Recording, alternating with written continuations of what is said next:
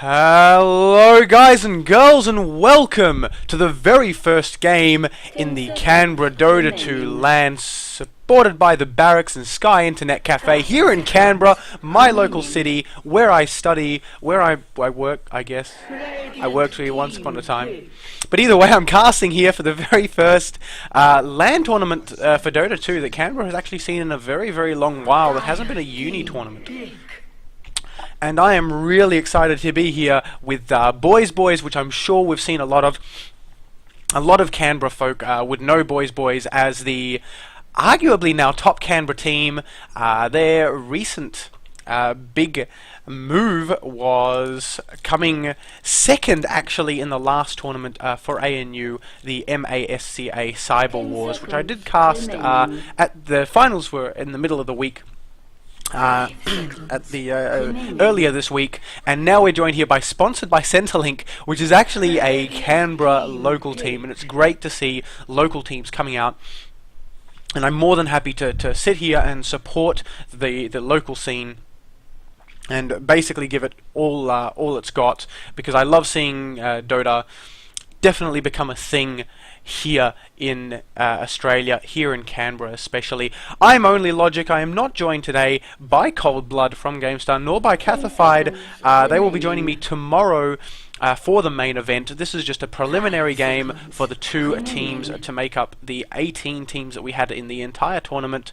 16 teams, of course, can fit into the bracket, and the other two teams are the left outs. And so we're going to play a couple of games today just to fit in with the bracket. So let's take a quick look at what's happening with this draft here so far. We've got BoysBoys banning out Doom, Tinker, and Faceless Void. For those of you who don't know, the Dota game particularly well, let me quickly go through these heroes and why they're banned. Doom is basically a counter to everything. His ultimate ability silences you, prevents you from using items, and when you've got Aghanim's, it actually follows you around if you're being chased by Doom. It does not tick off while Doom is near you. Tinker is an all-round great harass hero. He's got good single target spam, he's got good team fight spam, and by spam, well, you'd think that it was low cooldown, low cost spells. Not so much. It's just that his ultimate allows you to refresh all of his abilities, which means that he can constantly keep refreshing abilities as well as items, which means that Boots of Travel are very, very strong on him, are a must pick up for Tinker. Faceless Void, great ultimate team fight. Brewmaster, not so much great in terms of the spells that he has. He's got pretty typical spells. He's got an area of effect slow, much like Ursa's. He's got a critical strike rate, much like Chaos Knight. But his ultimate makes him super impossible and very much a utility hero when it comes to team fights here. On the side is sponsored by Centrelink. We've got a Lycan, an Ember Spirit, a Death Prophet, and a Luna ban. Typical bans, except for maybe the Luna. Luna isn't seen as a huge ban. She's seen as a pick sometimes, but not constantly banned. Definitely not on the must ban list as Luna there, but the rest of the heroes definitely understandable. Once again, not because of their overpowered abilities, but just because of how annoying they are. I'd love to say that this game has no overpowered heroes. I mean, I really don't think it does. I think it's surprisingly well balanced for the number of heroes and the number of diversity that you can have in this game, but there are definitely heroes that are simply more annoying than others. Let's go through the picks now, sponsored by Centrelink. First pick, a Skywrath Mage. Skywrath Mage known for his ultimate as well, Mystic Flare, dealing huge damage. I mean, 1400 damage in a small area of effect, which means that it can hit multiple targets. It can hit multiple targets, not to mention that he can silence, he can slow. He's got a semi sort of orb attack-ish that does deal damage. Huge amounts of damage as well, so you can throw him into the mid lane, you can make him a support and make him rely on his ultimate, much like Lich here. It's also picked up with the same sort of utility with that ultimate being very strong. Centaur Warrunner is just a big tank, and he combos so well with so many heroes that need to get into position. I'm talking about heroes like Batrider. The slow works so well with Lich's ultimate, as well as the slow stacking from Lich's Frost Blast. So we can see why the pick for the Centaur Warrunner, and Batrider is probably the best initiator in the game, arguably the best initiator in the game. With that lasso, he's able to completely single out a target, and sometimes you see the amazing plays where he picks them up, puts them on a ledge, completely removes them from a team fight. It means that they're completely out of a team fight, or takes them to the high ground, which means that it takes a long time for them to get back into the team fight, whereas Batrider can just blink, 4 staff. He's got a lot of utility when he gets this items. On the side of BoysBoys, we're seeing some push from BoysBoys. This is what BoysBoys is known for doing. A little bit of push coming out with Juggernaut in terms of his Blade Fury. That's really better against an enemy hero, but can be used on creeps. Juggernaut being probably more of a late game carry, even though he's not considered necessarily a carry. He can be played as a support because he does have good heal as well as reasonably good burst damage, even with his ulti there as well. But the pushing comes out from Nature's Prophet, who can call treants. Nature's Prophet calls minions to push towers. Shadow Shaman with his Serpent Wards can melt towers completely, and he can melt creep waves as well by using his Ether Shock. Not to mention he's got insanely good lockdown. He's got a total of 8.5 seconds, if I remember correctly. Yes, 8.5 seconds between Shackles and Hex if they are maxed, which is huge lockdown. Now, to be fair, for 5 of those seconds, Shadow Shaman is locked down himself. Last pick coming up sponsored by Centrelink is Phantom Assassin. Phantom Assassin known to be a tricky carry, but one that can snowball very, very well. Little bit reliant on her crit, on her blur maybe sometimes, but if she gets items, it doesn't matter what spells she's casting, it just matters that she's in the middle of the team fight. Battle Fury almost always first for the cleave so that she can farm ultra quickly, deal good damage in team fights. BKB almost certainly, especially with a lineup like this. BKB prevents Wraith King Blast, prevents Juggernaut damage, prevents Shadow Shaman damage from the Serpent Wards, from the shock and the lockdown, and stops her.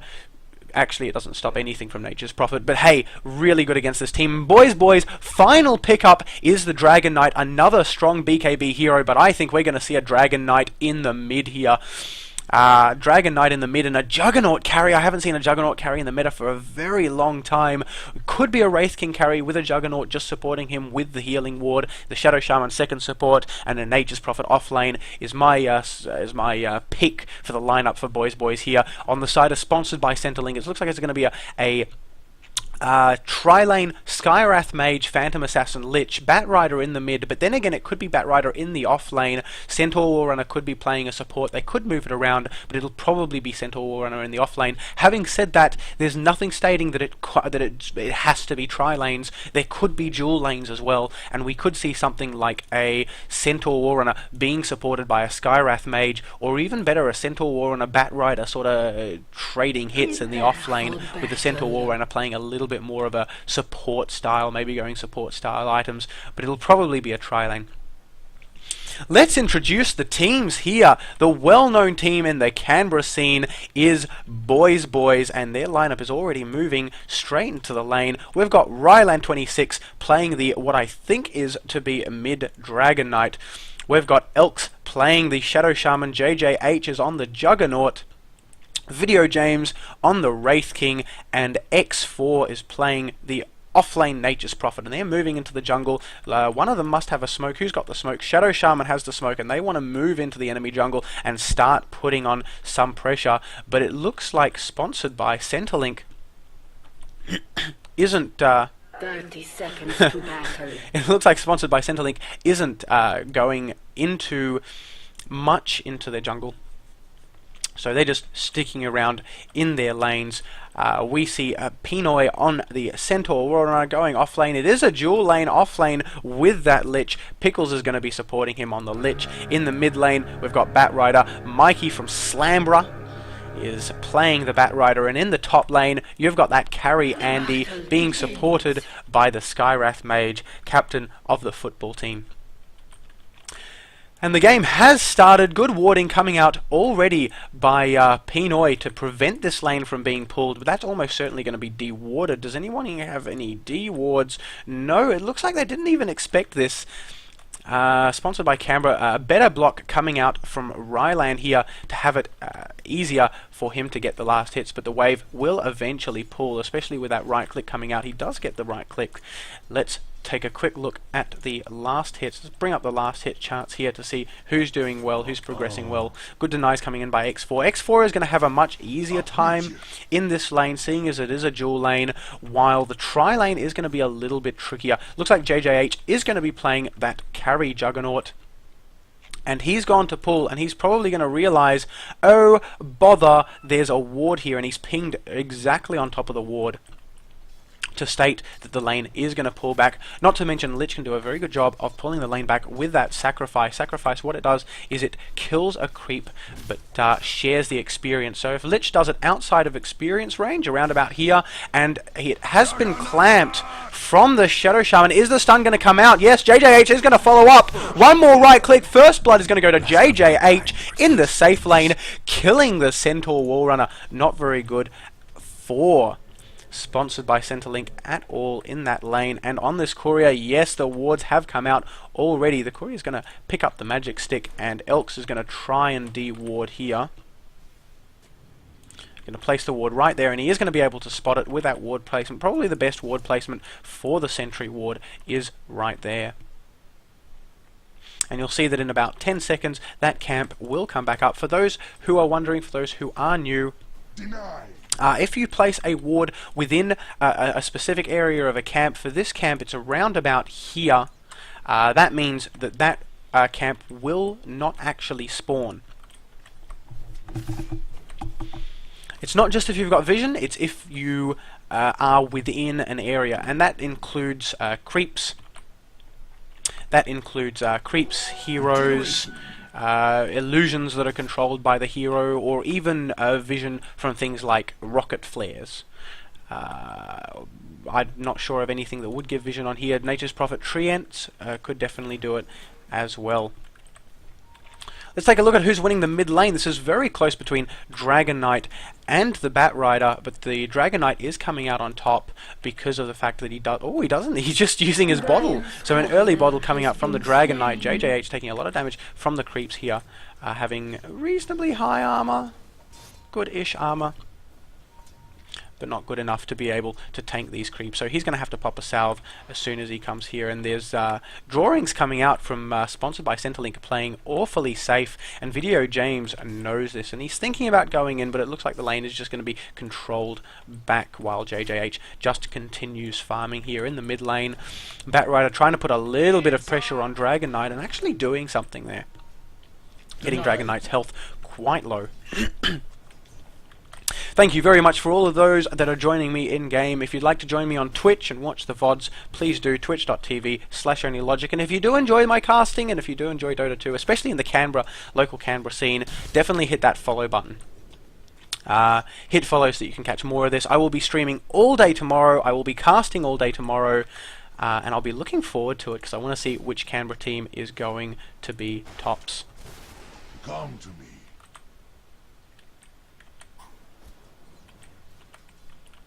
So X4 doing well in this offlane 6-4. It might not seem well against this Phantom Assassin, but he should be getting a lot of harass from both Phantom Assassin and Skywrath Mage.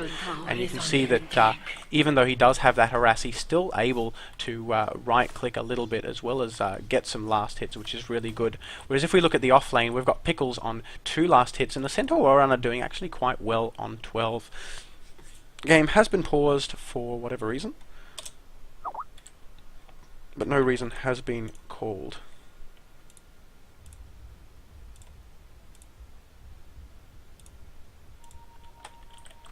Excuse the Skype sound there. Okay, for those of you just joining us, this is the Canberra Dota 2 LAN tournament supported by the Barracks and Sky Internet Cafe. Yes, that's usually what happens when you pause, Rylan. And I am Only Logic. I will be joined by Coldblood from Gamester tomorrow. He's going to be casting with me all day at the Barracks LAN, and I'll be at Sky Internet Cafe. Feel free to come up and say hi to the teams. I'm sure the teams would love a little bit of publicity. I know I do. I know I like it, yeah. And if you do like my sort of casts, definitely hit that follow button on Twitch. I am on Facebook as well, facebook.com/onlylogicgaming. These teams are BoysBoys. BoysBoys is known, quite well known in the Canberra scene. The first tournament I saw them lose, now I'm sure they've lost other tournaments, but the first tournament I've seen them lose in Canberra was actually in the middle of the week to Team Radical, who will be playing tomorrow their first game at 9 AM. They'll be playing the winner of the game that's currently on Gamesters channel, being cast by Dylan Coldblood, and that's between Omega Squadron and Freedom Isn't Free. They will end up playing the winners of the last Canberra tournament.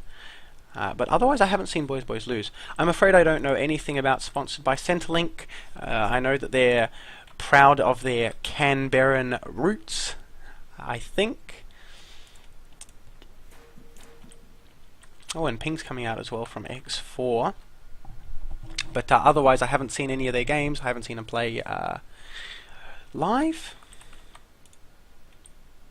So I'm looking forward to see how they do, as well as how any other team does tomorrow at the LAN party.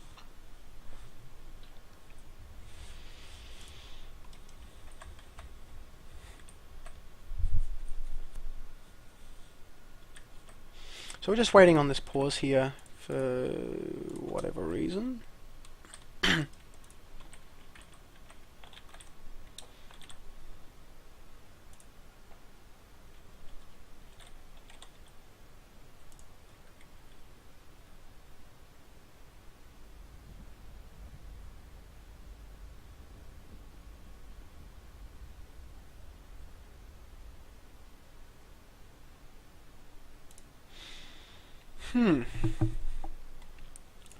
So just looking at the rules for pause, so it looks like we are going to get started up again, even though no reason was given.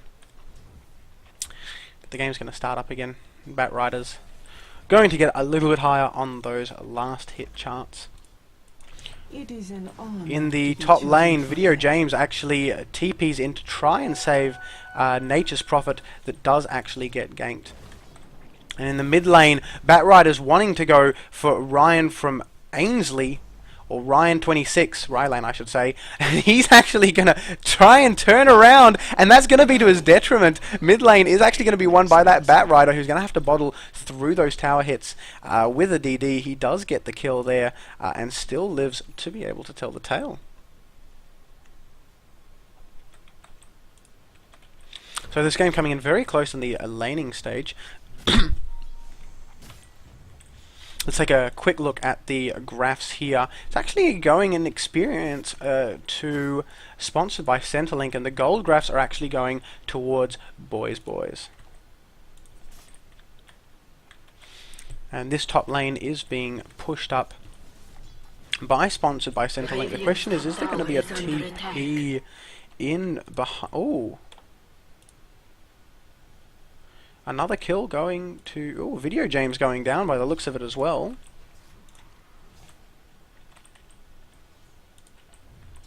And X4 is going to have to play very, very careful in this lane here.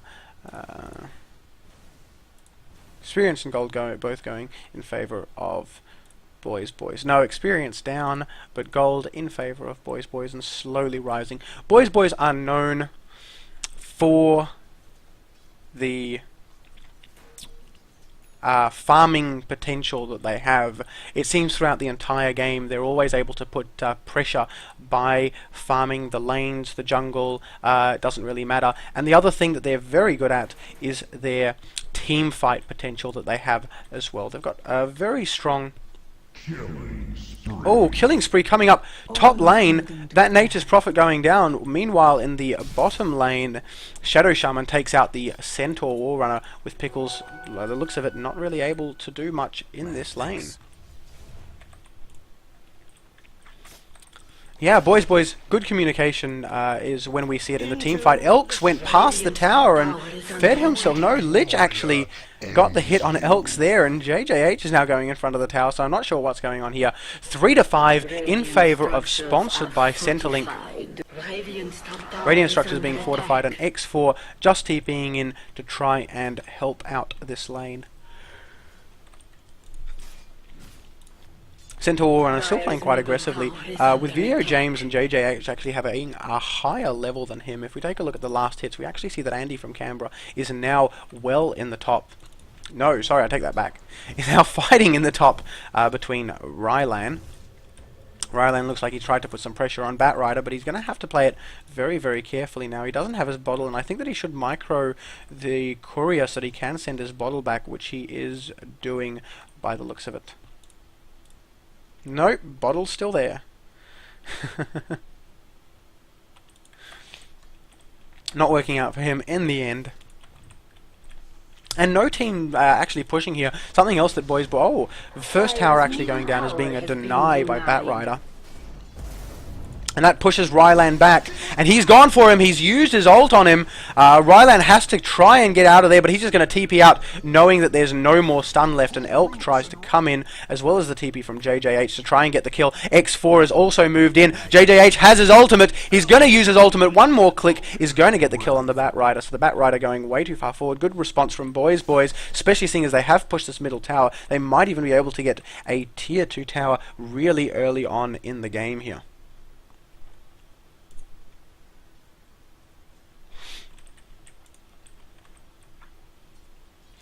Lines coming in from BoysBoys saying, hey, we should push bottom lane, and that's not actually a bad suggestion. Video James thinking about taking the double damage.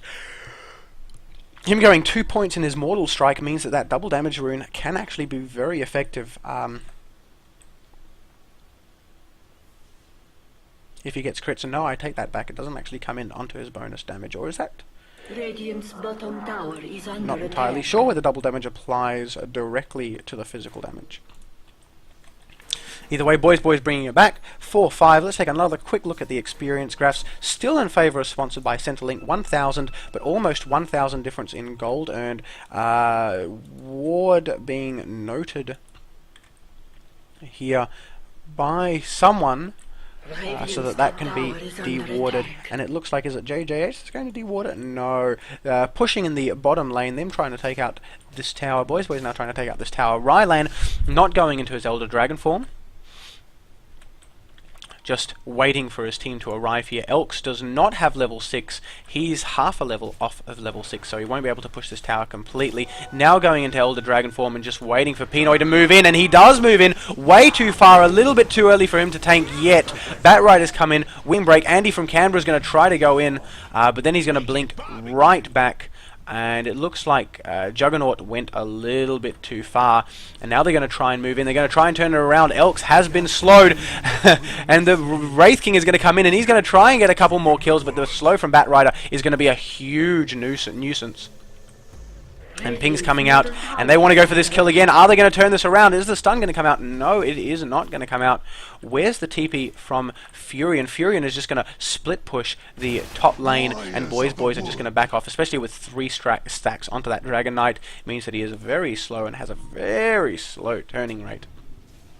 Elks, meanwhile, saying, while you guys are fighting, I'm going to deward. Oh, a lot of people are here to try and take on Video James. Will he be stunned? He will be stunned, and he won't be able to get away from this, but he does have his reincarnate. The TPs are going to come in by X4. They're going to turn onto that Centaur Warrunner, get a lot of kills on him early on, and Centaur Warrunner is just going to move back into the team just so that he can prevent any more damage from being done to the rest of his team. BoysBoys are definitely going to take this opportunity, and if I'm not mistaken, that should be level 6 for Shadow Shaman, which means that he can cast his wards, and this tower should go down really, really simply, especially it being 167 health. Are they going to continue pushing? They are going to continue pushing, which means that I'd love to see the wards come down by the tower.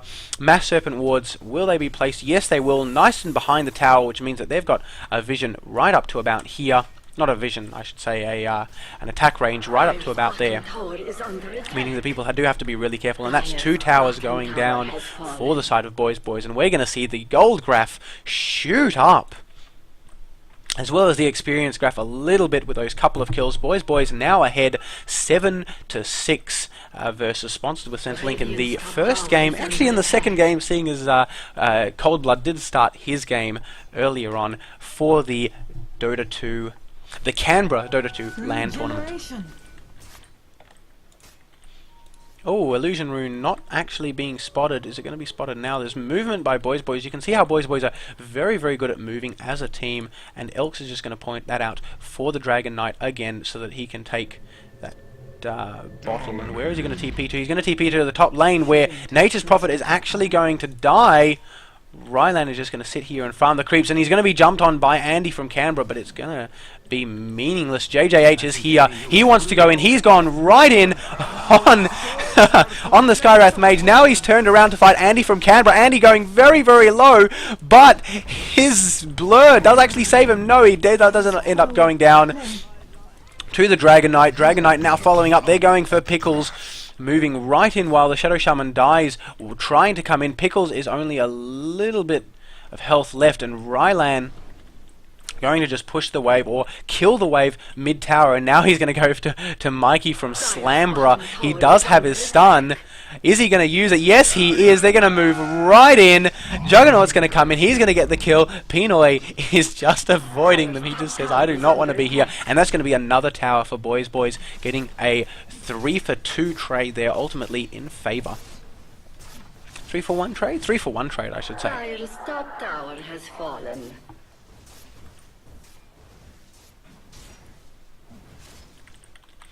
And the push will actually continue. Elks does have his Mass Serpent wards up again, so BoysBoys are feeling really confident in this push. Looks like they're just going to take it to the very next tower. Tower is under attack. And you can see the creep wave simply melt. Ryland can afford to tank the tower. Elks deciding not to use his Serpent wards on this tower, probably because they know they can bring it down. Andy from Canberra trying to harass. He does have his ultimate, which now does affect his Stifling Dagger as well. That tower goes down. Is BoysBoys going to continue their push? Pinoy still hanging around back here. He's going to try and find somewhere where he can TP to. No, he's just going to go all the way back to base, while BoysBoys decide that the mid lane is the next lane to push. And where is the X4? No, Furion not deciding to split push the bottom lane. It looks like they are just going for this mid tower. Batrider being very, very good on those flame breaks, but alas, it being a little bit pointless. A little bit of harass is just not enough, and we're going to see more and more towers melt. X4 does have to be very, very careful. He is going for a mech, so he's going for a slightly tankier Nature's Prophet build rather than the Desolator into as much damage as possible build, and it's probably because of his 0-3 score at the moment. Rylan casts his ult. The Serpent wards are coming out, and you can see the huge amount of damage that's coming in to melt the towers. They're already going for the first tier 3 tower. Flamebreak's going to come in. They're going to try and go for Rylan. Elks is very, very low. The ultimate's going to come in. One more hit from the tower is going to result in his death, but Rylan's just going to keep fighting at this tower. Now they're going to try and go in for Andy from Canberra, and he's going to be locked in. The ultimate's going to come in from Lich. They're all really slow thanks to the oh no, and is it going to bounce back? No, it's not going to bounce back from X4. Rylan's going to come in. The JJH is going to go very, very low, but he is going to be able to get away, and that Phantom Assassin does go down. Skeleton King goes down, but it doesn't matter. He's going to be able to come straight up. That's 3 kills. JJH actually still alive, and X4 with his mech and not enough mana to cast it. They're going to continue pushing these towers. JJH. Pickles might even, he doesn't have the mana, but I was going to say he might even be able to get in a kill on JJH, but now that X4 did have the mana for Mechanism, he was able to cast it, putting JJH in a very respectable position. And there's the Healing Ward going to come out? No, Healing Ward not coming out yet. Tower's going to go down again. TPs are going to come in from Elks and X4. And that's already one lane of racks, 16 minutes, one lane of racks, and this is BoysBoys at their finest with their massive amount of pushing potential. Are they going to go into the Roche Pit? They don't have Elder Dragon form. They've got Healing Ward though, as well as the Regeneration Aura from Wraith King, but they're not going to go for the Roshan. All they know is that all of the BoysBoys towers are still standing. This is the pressure that BoysBoys can put on so well, and their team fight in the mid game definitely shows them how strong they are. Tier 2 towers on the top lane going down as well. or already having gone down as well, means that they'll be able to push the tier 3 tower now in the bottom lane after a little bit of farm. Some go back to base. Dragon Knight is saying, hey, I don't have my BKB, I don't have my lifesteal aura, not that I need it with a skillet, with a Wraith King in the game, but he's just going to continue farming for the items that he wants to get. While BoysBoys put pressure. Yep, you can see the Mass Serpent wards do come out, but it looks like they're not going to continue this team fight, so the Mass Serpent wards are going to turn out to be farm for all of the heroes here. And it'll just chip away at the tower. A little bit of a waste of a Mass Serpent ward, I feel, but I guess they're trying to put pressure on the tower. They know that now it's half health. They might be able to get it in one swoop without the Serpent wards on the next run. Meanwhile, top lane, JJH has gone for Andy from Canberra, and he does have his ult, which means that he is able to get the kill, so the man fight going his way, not going in Phantom Assassin's way in this game. Phantom Assassin with the Vlads, but with no huge amount of damage to follow it up.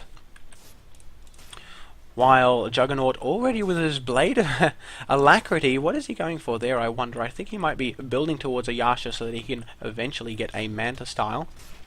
No, I take that back. He's going for an Aghanims. I don't think I've seen an Aghanims purchase on a Juggernaut in competitive play for a long time. Then again, I haven't seen a Juggernaut in competitive play for a long time. So, mid lane still trying to be pushed. Top lane trying to be pushed as well. Pings coming out from the top lane from sponsored by Centrelink. As well as, in the bottom lane sponsored by Centrelink, and in the top lane, BoysBoys are deciding to push. There's a smoke up sponsored by Centrelink. They know that they need to make a team fight happen. They know that they need to start putting pressure onto BoysBoys. Video James is going to be the one that's caught out, but let's note that he is a support, and that's not going to be big. BoysBoys thinking about turning back and then saying, hey, you're stuffed, buddy, and then getting out of there. Definitely the better decision made by BoysBoys. But X4 on that Nature's Prophet bottom lane, he's pushing it out. He's trying to continue putting pressure. Invisibility. He's trying to continue putting pressure onto this bottom lane while the rest of BoysBoys just continue farming. Let's take a quick look at the XP graphs. 5,000 in experience, 15,000. My goodness, if you look at the change there, that's what the gold does. 15,000 in gold means that BoysBoys are well ahead here. There's no minus armor aura coming out here. So it will just be tanked. There's no Wraith King either to try and help and tank. There comes the Wraith King, and now that he's able to help and tank, they will be able to get this Roshan. Not quickly, but eventually. And Roshan will spawn between 8 and 12 minutes? 8 and 12 minutes. Should be 8 and 12 minutes. X4, now that he's got his mech, what is he going for? It looks like he's picking up an ultimate orb. Scardy, oh, Godlike coming out from Rylan, and they've also gone for Pickles. Pickles is out of position. 2 heroes going down. Bat Rider already going down. Good communication coming out by BoysBoys. They've gone for Andy from Canberra now. Andy from Canberra trying to blur everything. He's blinked away to that Skywrath Mage, but the Serpent Wards have come out, and they're going to take out this tower in the mid. Amazing play by BoysBoys coming out to really push this game really early on, and there's not much the sponsored by Centrelink can do except for win a big team fight, but you can see the blink in stuns are coming out, and that's a huge amount of damage. It just melts Skywrath Mage, and now they'll be able to move into the mid lane. They know they don't need mega creeps, they know they don't need to push top lane, so they can just keep putting pressure into this middle lane. No, I take that back, they're going to push the top lane anyway. Andy from Canberra trying to put some harass onto Rylan. And here comes the ultimate orb, but the 4-staff away from X4 means that nothing's going to happen, although it is going to clear a little bit of a creep waves. They've gone for Andy from Canberra. Little bit of miscommunication now. JJH is going to be stunned, but X4 will get off the mech. Andy from Canberra will chase. Now that the Dragon Knight's down, they know that they're not in a good position. Video James, one more right click. He will hit his aura. JJH not in a good position here. He does have the Aegis. BoysBoys not doing well with this turnaround. Will JJH be able to fight? Elks has gone in. JJH does have his ult. He gets Elks. Now he's able to turn around and go for Pickles. He's receiving the slow from Pickles, but now X4 is going to be able to port in, and he does get the final hit. Elks, unfortunately, just has to take the brunt of the damage. He tries to force half himself out, but he doesn't make it. The silence coming in from JJH. Andy from Canberra is going to try and follow up. He's going to lock him in. Andy from Canberra, the blurb, taking into effect. No, he does end up getting him, but X4 is going to die as a result of it, and that's going to be a team wipe. Oh, is he able to turn around? He's not able to turn around. It is going to be a team wipe from BoysBoys, so that fight ultimately going in favour of SBC, sponsored by Centrelink. And if we take a look at the graphs, it should bring it back. It doesn't actually bring it back much. It's not even that much. Roshan, 19 to 20-ish. Trying to keep up the Roshan timer there. Dire's middle tower is under attack. While Centaur Warrunner trying to push out this lane, you can see that the lanes are pushing in so easily. Tier 3 to Tier 4 tower, I should say, is already on half health.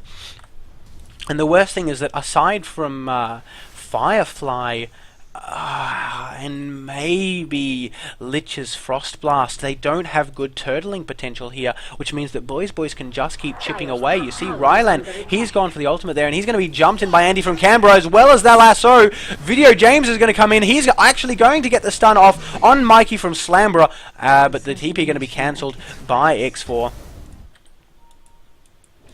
X4 instead going into the secret shop because they know that that team fight didn't go in their favour, and they're going to need to be very, very careful. But you see the tower does go down, and the lane is going to continue pushing in favour of BoysBoys. For those of you who are new to the game, mega creeps just mean that the creeps are now stronger, so they deal more damage, so the lane pushes towards the non-mega creeps base. And that is currently happening in the middle lane as well as the bottom lane. Oh, a good 4-staff there from Elks means that he might actually live, but no. Huge damage coming out from Skywrath Mage now that he's got a few more points in the Arcane Bolt. And BoysBoys are going to have to be really careful because they might see a turnaround from Sponsored by Centrelink if they're playing so strongly in these team fights.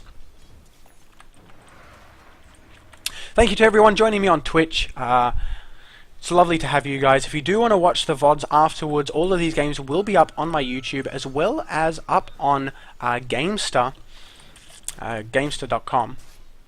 And you can check my YouTube out. Just search for Only Logic on YouTube. Best place to catch all of my updates is on my Facebook, just like my Facebook page, facebook.com/OnlyLogicGaming. So, lines coming out from BoysBoys. Is there a smoke by anyone? There is a smoke by the Wraith King. I wonder if pings are going to come out because this is the optimal ward spot right here, and yet there are no wards. So the question is, do they want to smoke up or do they just want to push top lane? It looks like they're just going to push top lane. BoysBoys continuing to put pressure. They know that once they get mega creeps, sponsored by Centrelink, won't be able to defend. They won't be able to stop this push. We can see the XP graph has come down a lot. 2,500 only is the difference towards BoysBoys, but the gold graph staying very, very evenly at about 1,700. And a blink in by Mikey. The stun attempted to come out. Mikey from Slambra. JJH is going to go down very, very quickly. He won't be able to get anything off. Elks is going to have to be very careful. Mechanism is popped, but the Juggernaut's already down. One more right click. Skywrath Mage, but that brings Skywrath Mage down. No regeneration for the Wraith King. So Pino is going to have to be very careful. He has been locked in with the wards there. Now they're going to turn and go for Andy from Canberra, who's going to try and right-click. He's not going to win the man fight. Again, the buybacks are coming out. Pickles is trying to do as much as he can, but he's just backing away. Ryland's still very, very close. The buyback of Andy from Canberra means that he will get locked in. Ryland's going to be able to turn around. Will he do some right-clicking? No, he won't. Nobody's got a BKB, but Video James is here, and he's able to get the right clicks as well. Good turnaround by BoysBoys to get the mega creeps, and there's still no GG call, even though the fortification has come out from the Ancient here, but Mikey from Slambra does call GG. GG going to BoysBoys in the first game. Almost a turnaround happening by sponsored by Centrelink, but BoysBoys just had the upper hand. They pushed well in the early game, and the team fight just wasn't apparent in the late game from sponsored by Centrelink. They see that their teamfight hero is not so big. Lich sort of relies on a clumped team. Batrider, pretty good teamfight hero because he can single out someone, but there's no follow-up with the Phantom Assassin not even having her BKB, meaning that she couldn't really participate in the big team fights. That means that BoysBoys does progress to the next rounds, while sponsored by Centrelink does drop down into the lower bracket. Lower bracket? Ooh, interesting. And BoysBoys to continue onwards. So join me tomorrow. Tomorrow will be the full event.